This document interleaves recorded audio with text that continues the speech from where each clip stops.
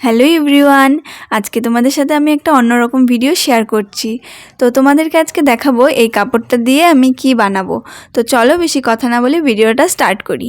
তো সবার ফার্স্টেই আমার মেজারমেন্ট নিয়ে আমি পিসটা কেটে নিলাম।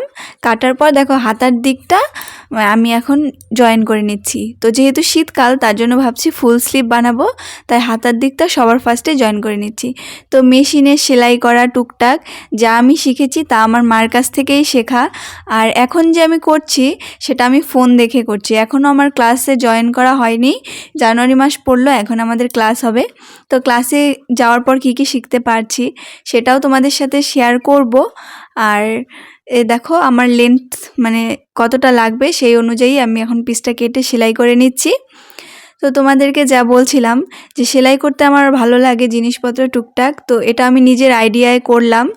তো কেমন হয়েছে নাইটিটা, ফুল স্লিভ নাইটি করেছি। তোমাদের কেমন লাগলো কমেন্টে জানিও। টাটা।